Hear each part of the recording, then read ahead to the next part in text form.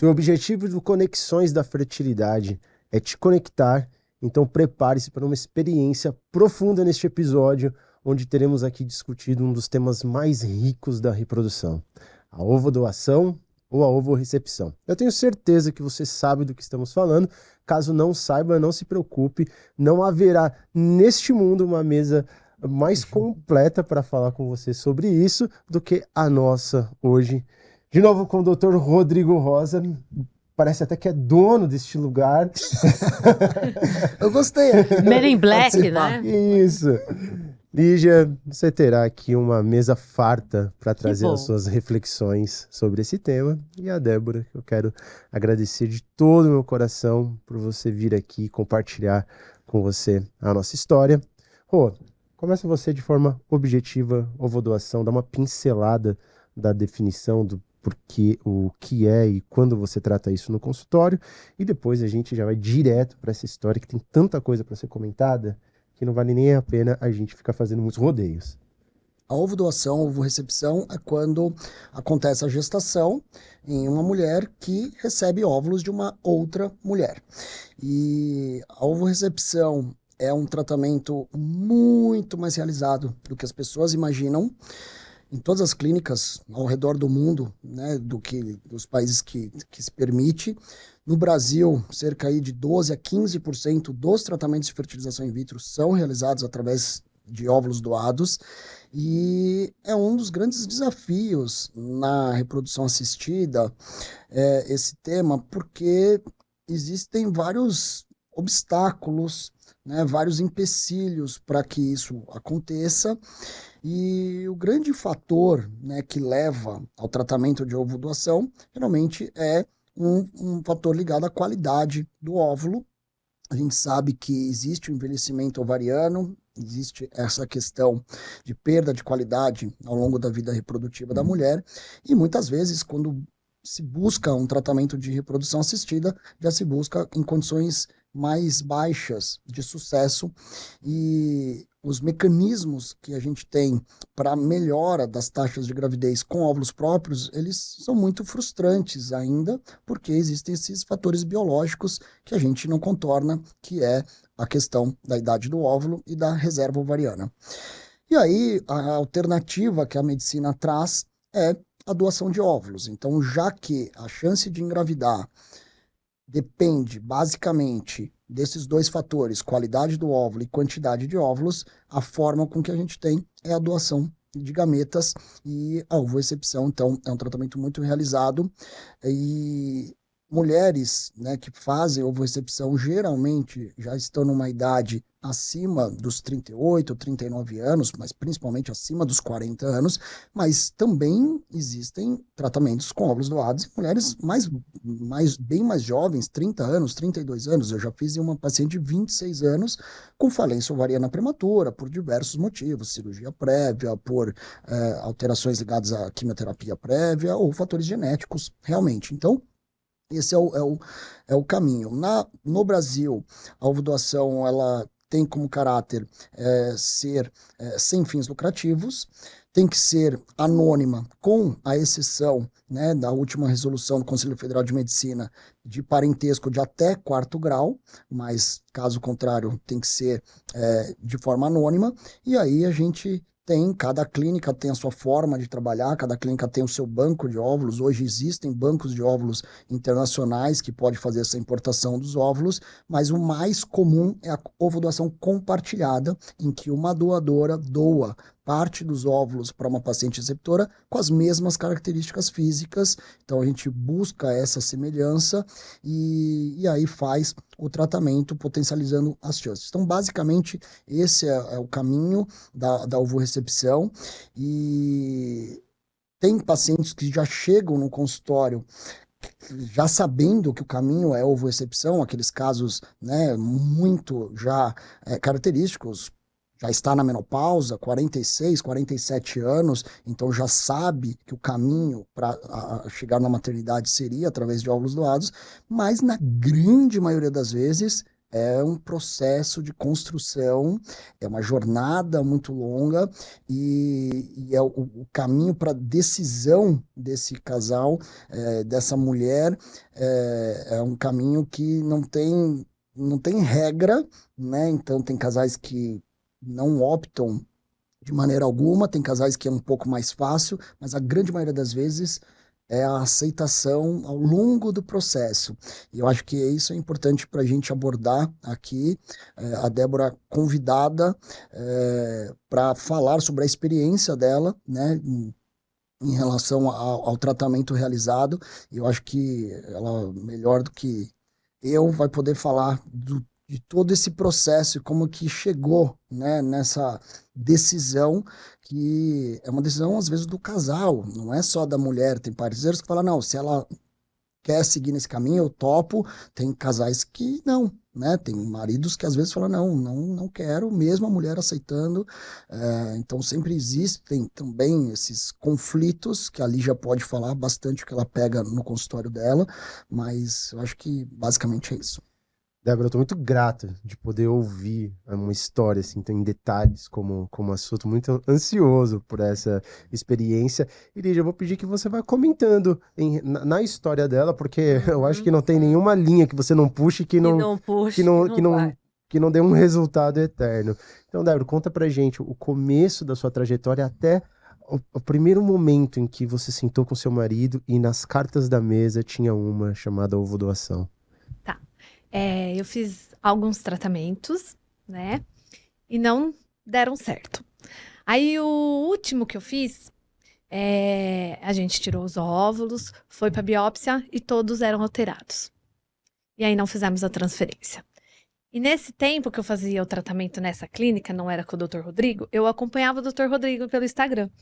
E aí, nos history dele, ele começou a falar de ovo recepção, ovo doação, e eu fiquei interessada, porque eu não conhecia. Falei, olha, acho que isso é uma boa. Por que não?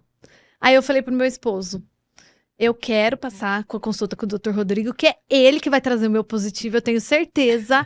E eu acho que eu vou por esse caminho de ovo recepção. Uau. A relação transferencial é importante da gente acreditar, né? E assim, sabe quando você vê assim, eu vi a primeira vez e falei, não, é esse que vai trazer o meu positivo, não é outro, é ele. Aí nós conversamos, né, começamos a pesquisar e ele falou, tá bom, vamos lá então, marcamos a consulta. Eu não me lembro até hoje, o dia que ele abriu a agenda foi o dia do aniversário dele, que eu consegui a consulta para o dia 18 de janeiro. Nós fomos na consulta, aí, claro, ele explicou tudo. Vocês são de São Paulo? Jundiaí. Jundiaí. Aí ele explicou tudo, né, a parte do tratamento. E aí eu falei, não, doutor, eu quero fazer da ovo recepção. Eu já tô... Não, o que eu ia falar é que é exatamente isso. Quando a paciente vai para ovo recepção, é porque falam, né? Por que você não vai para adoção? Porque existe um desejo de gestar, da dimensão do corpo, né? Lembra que o desejo do filho é multifacetado. Tem gente que gostaria de um filho para poder cuidar de alguém. Tem gente que que gostaria de experienciar a gestação, a amamentação. Nós chegamos a cogitar em doação também. Uhum. Mas eu tinha certeza que eu ia ficar grávida. Uhum. De qualquer forma, eu tinha certeza. Aquilo no fundinho falava, não, você vai conseguir. Uhum. E aí, na consulta, eu falei, não, eu quero. Já tô decidida. Vou fazer. Aí eles... Quantos anos, Débora, você tinha? Eu tava com 41 anos. 41 anos. Quantas FIVs anteriores? Foram 3. Foram 3. FIVs, né? Isso. Inicialmente com embriões de baixa qualidade, né? Foi. E não deu certo. E depois, quando decidiu ir para análise, todos alterados, e aquilo te deu um start. Deu. Você fala que você já chegou meio que decidida, né? A ovo recepção. Mas como é que foi isso para você? Quando você falou assim, tá, tem essa forma. Que passava pela sua cabeça nas dúvidas de falar assim, tá, mas isso e aquilo? O que te deixava aflita ou não teve nenhum problema em relação a isso? Na verdade, eu não tinha problema. Meu sonho era ser mãe. Eu queria ser mãe, né? E aí, com as suas explicações, nos stories, abriu muito mais a minha cabeça. Eu falei, olha, é uma solução. Por que não aceitar? A pessoa que está doando, está fazendo com amor. Olha que gesto, essa pessoa poder doar. Por que eu não posso aceitar? O óvulo não é meu, mas não interessa. Eu vou ter um bebê, né? E aí fui decidida na consulta, né? Você explicou todo o processo, aí eu fiquei mais encantada ainda. Eu falei, não, é isso mesmo. Eu quero fazer a ovorecepção, né? E foi muito rápido. Foi muito rápido. Não demorou. Acho que em 3 meses já estava lá com a doadora. E fui de coração aberto e tinha certeza que na primeira transferência ia dar certo. E deu? Deu. Oh, meu Deus. Deu certo. A recepção tem essa vantagem, né? A taxa de gravidez ela é totalmente dependente da qualidade de embrião. E qualidade de embrião depende da idade do óvulo e do número de óvulos conquistados para que a gente consiga ter, né, o melhor embrião. E na ovorecepção isso fica muito mais fácil, tanto que as taxas de gravidez na ovorecepção são as maiores possíveis, né, dentro do processo de fertilização. Então, essa é uma forma que eu sempre falo que tem 2 caminhos para se chegar ao bebê, né? Tem uma estrada que ela é mais esburacada, uma estrada de terra, mal sinalizada, que você não sabe se o carro vai parar no meio do caminho, se você realmente vai chegar lá. Pode chegar. E tem o outro que é o asfalto, todo sinalizado, tá tudo mais fácil.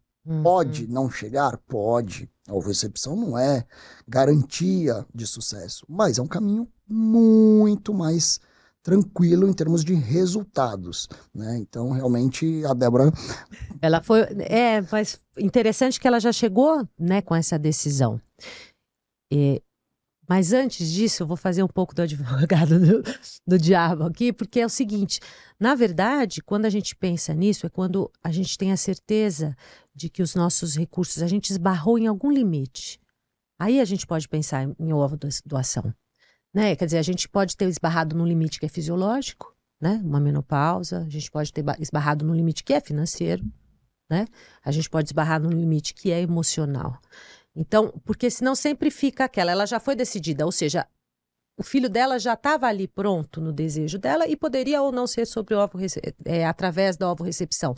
Mas se não, você vai passar para essa etapa, qual é o grande perigo disso? Você passar por essa etapa, não quero resolver o problema e não elaborar os lutos das coisas que você está abrindo mão.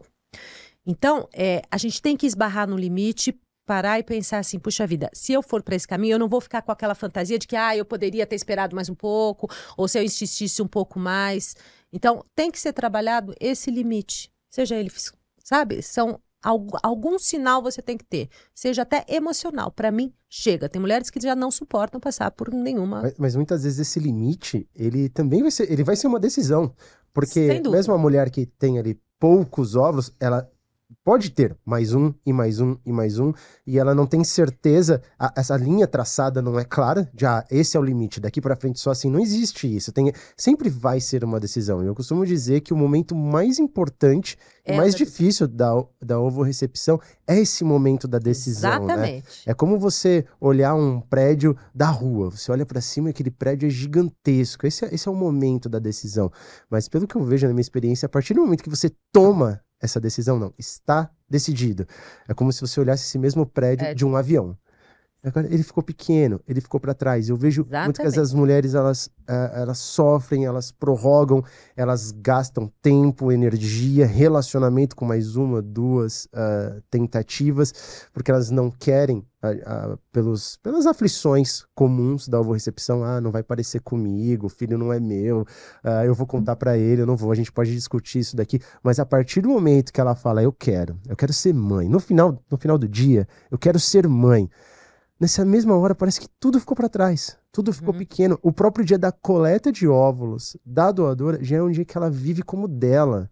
Ela toma para si o dia da ICS, da formação de embriões. Ela não quer mais saber dos embriões de alguém que um dia estarão em mim. Não, são os meus embriões. Então, essa ressignificação ela é muito automática na mulher. Mas é esse o ponto onde as pessoas... O ponto da decisão é o mais crítico, eu concordo com você. E a Débora parece que ela veio já... Ela já veio ela decidida. atravessou... eu já vim decidida, porque eu já não queria mais esperar. pela idade. Era o limite do tempo. Porque assim, antes de fazer o tratamento, eu fiquei 5 anos tentando. Nossa. Meu, o que tá acontecendo? Vamos procurar. Aí que eu fui ver, né, que tinha endometriose profunda, enfim. E aí, quando eu vi que esgotou o meu psicológico, que os tratamentos que eu tava Em não tava geral, dando é o certo, psicológico que dá o limite, viu? eu virei pro meu marido e falei, chega, eu não quero mais passar por isso. E ele sempre me apoiou. A decisão que você tomar, eu estou junto com você. Sempre foi assim.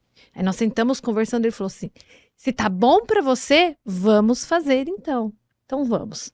Ele sempre me apoiou, independente da decisão, ele sempre me apoiou. Eu acho que isso é muito importante pro casal, ter o apoio do marido.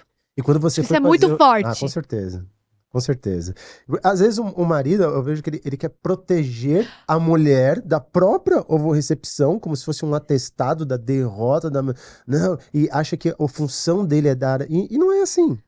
Pelo contrário, não é uma derrota, é uma vitória. Exato. Você conseguir passar por essa barreira. Exato. Poxa, olha, eu tô enxergando a luz no fim do túnel. E o nosso bebê tá vindo. É. Porque a matemática não mente nesse sentido. É claro, pode dar, a gente pode Sim. chegar...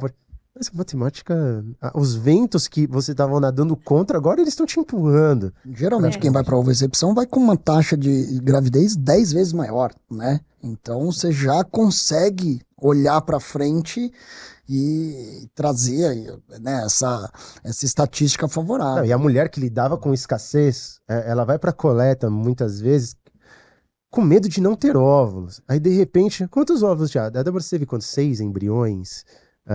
Quando você fez Isso. blastocistos? Foram 7, 7. tem 6 ainda. Nossa. Foram. Sei. Ah, eu nunca ia De conseguir repente isso.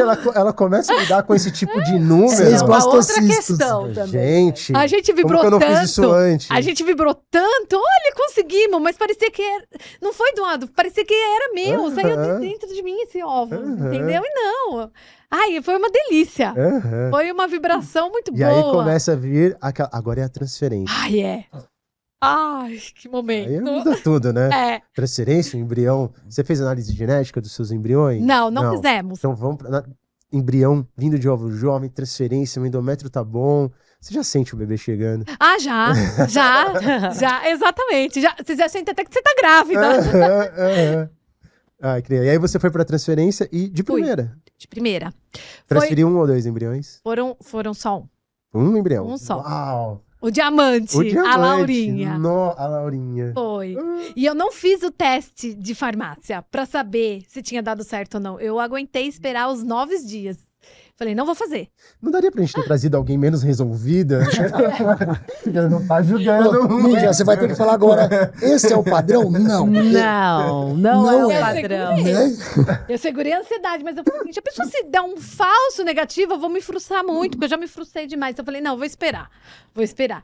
E o meu esposo, Olha lá que lindo. tá bom, tudo bem. Faça como você preferir. Ah, quando a gente pegou aquele positivo, a gente não acreditou. Uau. E foi muito engraçada a história, porque nós viemos para São Paulo para fazer o teste e estávamos no shopping passeando e chegou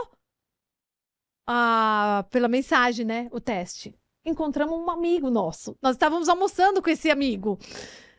E tava conversando, daqui a pouco a gente parou de conversar, começamos a discutir, eu e o Du. Ele, tipo, nossa, o que tá acontecendo com os dois, né? Eu comecei a chorar, ele me abraçou. O amigo. Você tá grávida, meu amigo, assim. Aí ele virou e falou assim, deu certo. Eles sabiam do tratamento, né? Deu certo, ela tá grávida. Aí nós comemoramos. E foi presente de Dia dos Pais, foi véspera de Dia dos Pais. Meu Deus. Então, assim, foi maravilhoso. Que Foi maravilhoso.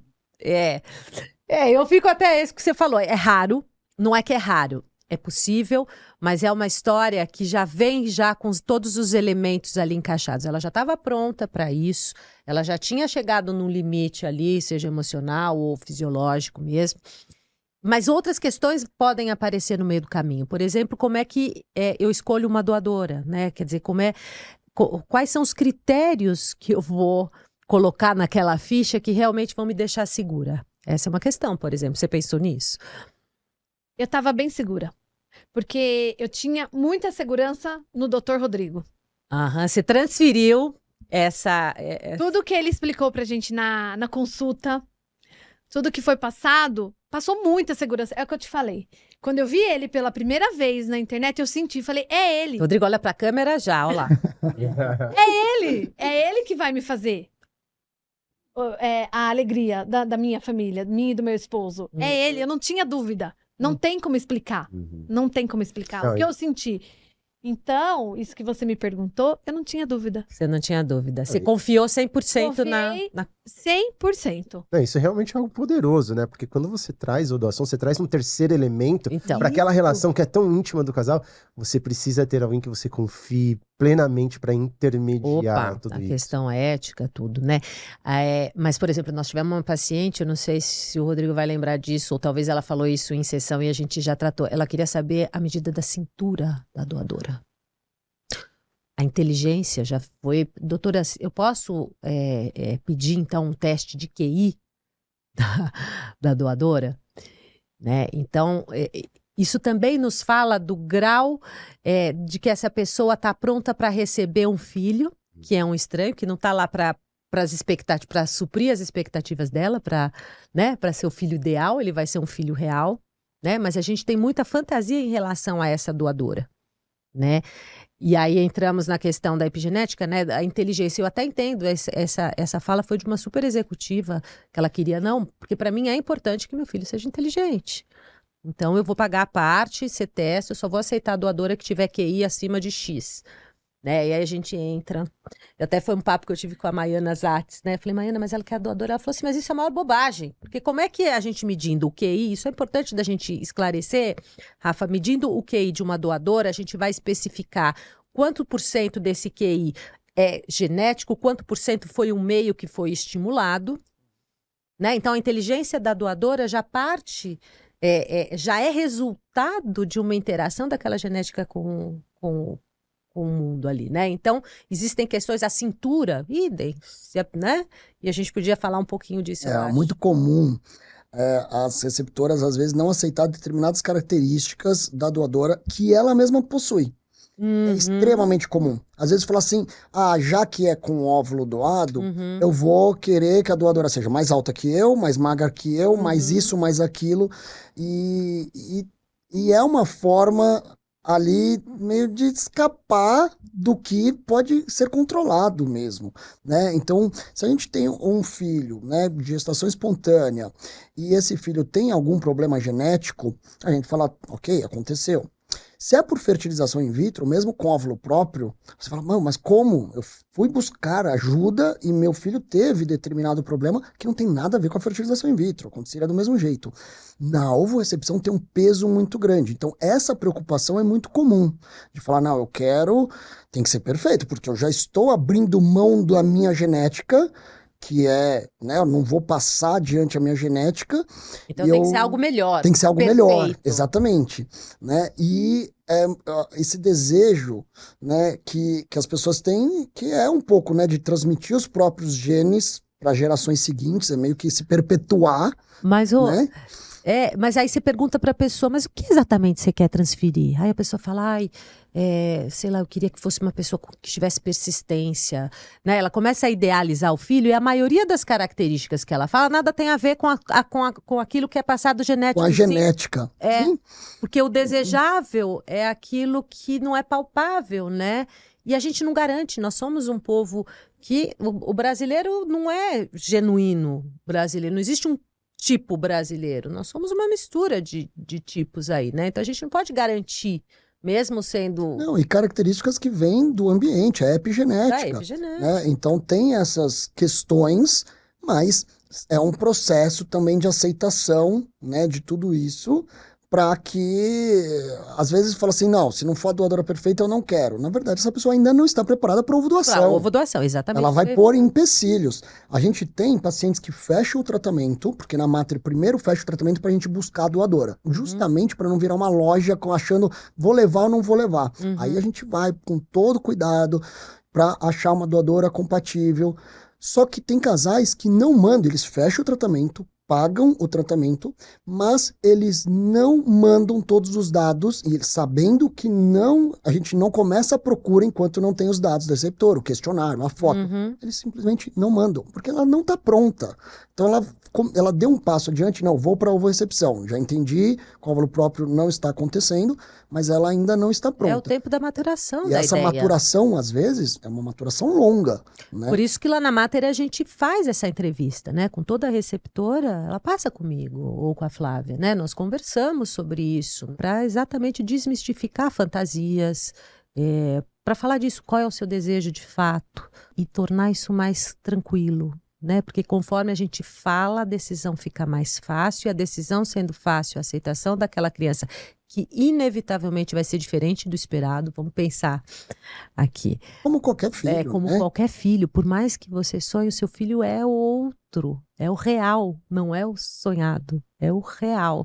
E a gente tem que estar pronto para receber, senão vai ficar lá na frente, a criança é mal criada, vai falar assim, mas da onde veio esses modos? Deve ser da receptora, deve ser da doadora, da onde veio isso, da onde veio esse comportamento. Então, o quão importante é aquilo que a gente fala assim, esse embrião está sendo formado pelo meu desejo, né? Ele não existiria se eu não fosse a mãe dele. Mãe, pai, são aqueles que desejam e se responsabilizam por eles.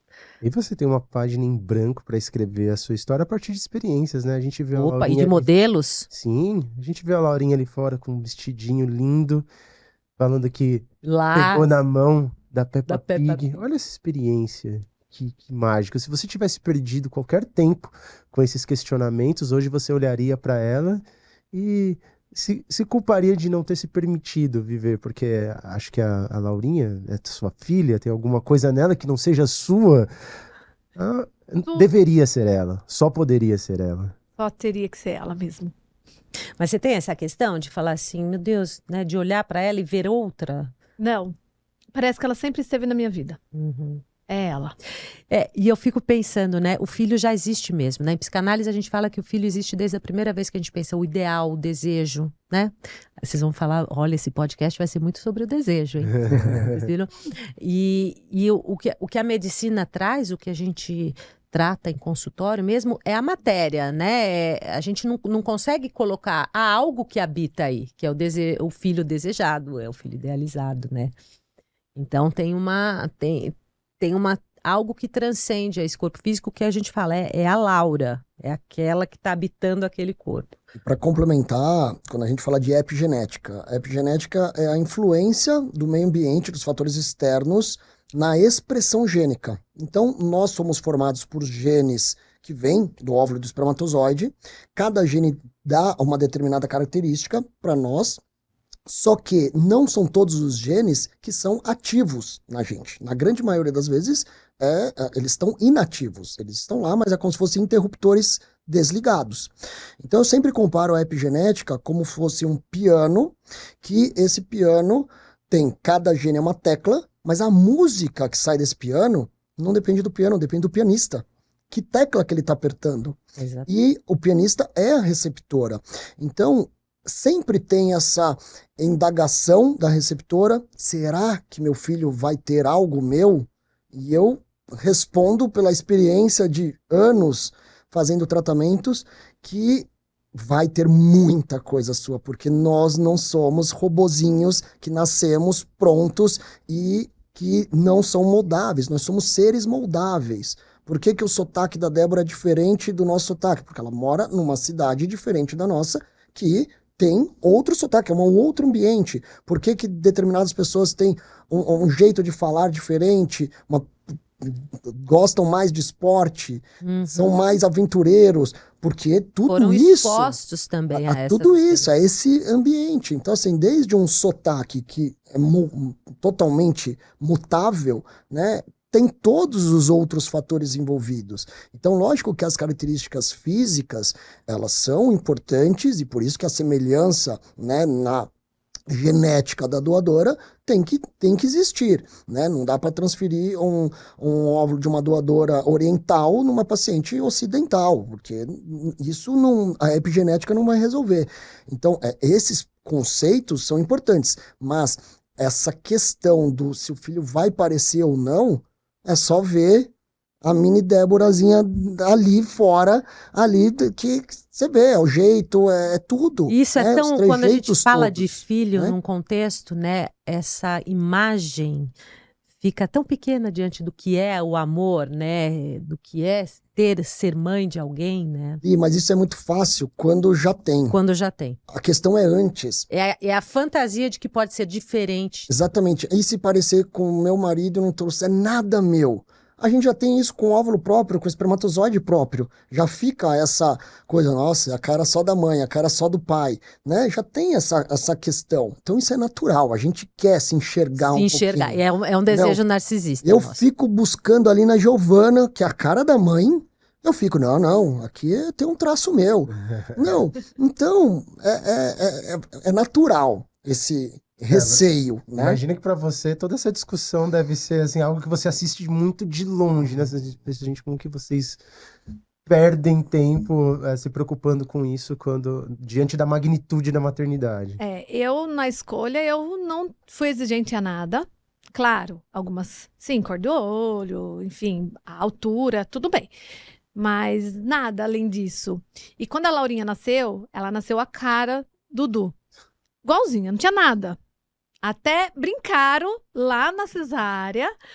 O doutor Vinícius falou assim: não vou falar nada. Não, vou falar, é a cara do pai. Hoje, pega a foto minha, na idade da Laurinha, e ela tem muitos traços. Olha ela ali, ó. Então, não precisa ficar. As pessoas que têm vontade, não precisa ficar se preocupando, porque de alguma certa maneira vai ter algum jeito da mãe, jeito do pai. O gênio da Laurinha, tenho certeza que é meu. Que ela é muito determinada, entendeu? Então, assim, isso é o de menos. E uma coisa que eu falo, hoje eu até esqueço que foi óvulo doado. Pra mim, essa parte apagou. Pelo amor que eu sinto pela minha filha. Isso não tem importância. Quando você precisa falar com alguém que tá passando por esse momento que você reconhece, sobre o que você fala? O que eu falaria pra pessoa? Vai, faz, liberta o seu coração. Dá chance pra você ser feliz, dá chance pra você ser mãe. É a melhor coisa do mundo. Eu acho que assim, em primeiro lugar, a gente precisa ter fé, acreditar. Sempre. Tudo na vida a gente precisa ter fé. Por mais difícil que seja, eu acho que a fé move montanhas. Depois o amor. O amor cura tudo. Você ter recebido aquele óvulo de uma pessoa que doou pra você, e depois você conseguir ficar grávida e ter o seu bebê no colo, não tem nada nesse mundo que se compare ao amor. Então eu queria que as pessoas abrissem o coração, pudessem deixar esse amor entrar na vida do casal, que é muito bom. É muito puro. A hora que você recebe um abraço da sua filha, ou do filho, né? A hora que ela fala, amo. Isso, gente, isso não tem preço que pague. Não tem óvulo que você vai falar, nossa, foi doado. Não. Você gerou. Você sentiu a gravidez. Você passou mal. Entendeu? Eu passei bastante mal. Né? Não quer dizer que alguém vai As passar mal. pacientes adoram passar mal quando é assim. É sintoma de que tá dando tudo certo. Isso. Tudo fica tão pequeno. Eu acho assim, a gente tem que pensar, claro, cada pessoa tem, né, o seu limite, mas vá em frente, que vale a pena. Vale a pena. Essa foi a diferença entre ser chamada de mãe ou não ser chamada de mãe. É uma palavra pequena, mas tão grandiosa para quem tem o sonho de ser mãe e consegue. Nossa, é libertador. Eu tenho uma história engraçada. A gente estava falando de ser parecida com o pai e tal. Eu atendi um casal, moravam fora, e ela fez questão de fazer no Brasil exatamente porque ela queria uma doadora brasileira, enfim. Então vieram ao Brasil, fizeram a primeira, tiveram uma menina. Quando essa menina estava por volta dos 3 anos, e realmente ela ficou parecida muito com o pai. Mas até então foi foi tranquila a decisão. Foi ótimo o tratamento, foram felizes, engravidaram também, assim como você, na primeira tentativa, né, na primeira transferência. E aí, quando veio, ela falou assim, bom, então agora eu tô pronta, eu vou buscar o segundo, né? Ela deixou os embriões e veio pro Brasil buscar o segundo, engravidou. O pai sempre trabalhou em multinacional, então viajava muito. E aí essa menina nasceu, né? Nasceu segundo, e ela estava lá longe de uma rede de apoio, o pai viajando muito, e ela se viu então grávida, uma filha aí de 2 para 3 anos. Psicanalistas me entenderão, na época do Édipo, e essa menina estava cada vez mais parecida com o papai e dizia: mamãe, eu amo meu papai. Cadê meu papai? E o papai, nada bobo, viajava e trazia sempre presentes para essa menina. Outro dia ele apareceu com flores para essa menina. E a mãe gestante, longe, né, da família, se vendo num país estrangeiro. Minha filha, vamos fazer isso. Sobrecarregada, cansada, né? E entrou na função paterna, que a gente fala dos limites dessa menina. E foi então que ela entrou, ela falou assim: eu tô preocupada. Ela me ligou de volta, eu preciso voltar pra terapia, porque eu tô achando a minha filha. Ela só fala que ama o pai, ela tá a cara do pai, e eu lembrei da ovo-recepção. Será que é por isso? Né? Será que é por isso que ela né, ela tá me rejeitando, né, era a questão.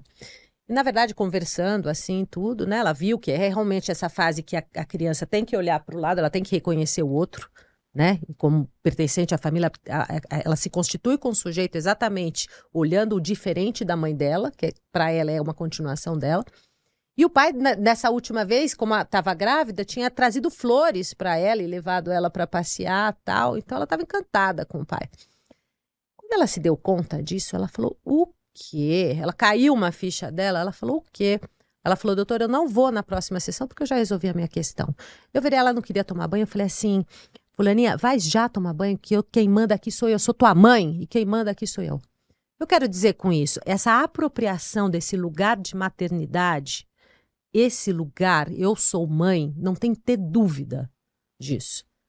Não importa se ela é cara de se ela é ovo-recepção, se a sogra acha que é igual o bebê, não importa. A mãe é quem deseja, a mãe é quem se responsabiliza, e você tem que você tem que se autorizar desse lugar, né? Porque isso vai dar essa continuidade, isso vai criar essa parentalidade sadia. E essa criança vai entender, ela nunca mais vai questionar quem é minha mãe. Porque as pessoas, quando entram nesse processo, falam assim: se um dia ela perguntar quem é a mãe dela? Você tem que estar apropriado desse lugar. Sua mãe sou eu. Eu que te carreguei, eu que te criei, eu que te quis, eu que te desejei, eu que te dei meu nome, né? Então... E o medo de contar ou não, né, o receio, porque a grande maioria dos meus pacientes, pelo menos, não contam, por isso que é até difícil, né, convidar pacientes receptoras para aceitar expor e falar sobre a própria história, porque a maioria nem a família sabe. E geralmente é para não ter essas perguntas, né, de às vezes falar: mas quem é a mãe? Alguma coisa assim. Então sempre tem esse receio, né, de às vezes ouvir o que não queria ouvir por pessoas que não entendem todo o processo. E tem alguma regra que você vê no consultório, ou alguma forma, né, de o casal realmente tem que deixar entre eles, ou não, né? E não tô falando nem do filho ainda, não tô falando nem de falar como falar com o filho. Da ovo-recepção. Não, de realmente, se outras pessoas, né, ou vai ficar um segredo do casal, né, e ninguém mais sabe, né, apenas o casal, ou se realmente contar para as pessoas mais próximas o quanto que isso traz de impacto. Como que foi com vocês, Débora? De contar? De contar. Até então ninguém sabe. Ninguém. Você sabe que a gente tá gravando aqui. Agora sim. Aí... Mas a gente deixou sem contar pra ninguém. A gente optou. Independente. Eu a acho gente que... não quis expor, mas também não precisa ter segredo. É isso. Né? Eu coloco em outdoor, mas não tô mentindo pra ninguém. Isso. E a Laurinha vai saber de toda a história, com certeza. Com muito prazer eu vou contar pra ela. Não vou esconder da minha filha. Ela precisa saber da história dela. Que é linda, né? Por sinal. Né? A história do segredo é muito preocupante, né? Aliás, qualquer segredo familiar, isso vira sintoma psicológico, viu? É bom para vocês saberem. Então, agora a pergunta é assim: por que seria um segredo? Que é essa da apropriação. Por que que isso é ruim? É esse entendimento que o casal tem que fazer. Por que que eu deveria esconder? Eu estou fazendo algo de errado? Por que existe culpa em relação a isso? E isso tem que ser trabalhado, né? Porque não tem por que ser segredo. Eu acho que essa questão do segredo, ela vem porque a ovo-recepção ela é muito próxima no imaginário da adoção. E na adoção, a gente pressupõe que existe alguém, algo que não me quis. E que isso vai fazer a criança ter algum trauma. Ela vai querer saber quem é, porque eu não fui suficiente. Não vou entrar nas questões da adoção, mas porque eu não fui suficiente, porque eu fui abandonada. É uma rejeição, né? É uma rejeição. E isso sim causa dano. Né? Então, a adoção é um viés. A ovorecepção, ao contrário disso, eu fui tão querido, eu fui tão amado, né? Eu fui tão... Então, não tem por que ser segredo. Que não houve limite biológico Não houve que me limite. impediu de estar aqui. Você entende? Os meus pais foram... Né? Eles me quiseram tanto que eles quiseram muito. partiram, Eu falo. passaram por cima de questões narcisistas, como, né, ai, tem que ser, né, a minha carinha, meu negócio. Não, eles passaram por cima de si em nome de um outro. Aliás, a maternidade é isso, né? A gente passa por cima, a gente faz qualquer coisa e abre mão de noites de sono, do corpo, né? Principalmente a mulher, né? De tudo em nome do filho. Então, eu acho que essa é uma analogia que a gente tem que pensar. Por que esconder? Mas, por que contar também? Né, o que ela falou. Não é segredo, mas também não tenho porquê. Não é da conta de ninguém o que Até eu porque fiz eu não com a estou minha interessado na Mas opinião do outro. Exatamente. Sim, mas tem pacientes, só para complementar, né, a boa parte dos pacientes fala assim, mas alguém precisa ficar sabendo? Aí quando falou, não, isso vocês que decidem. Claro. Dá um alívio para eles, que parece assim, não, se eu contar, eu recebi essa semana, tipo, eu tenho que contar pro meu obstetra. Ela não queria contar pro obstetra dela. Eu falei, não, você não precisa contar pro seu obstetra. Eles vão calcular ali o risco baseado na idade no ultrassom morfológico, que você ignora aquele risco. Mas então, né? mas por que não, né, Rô?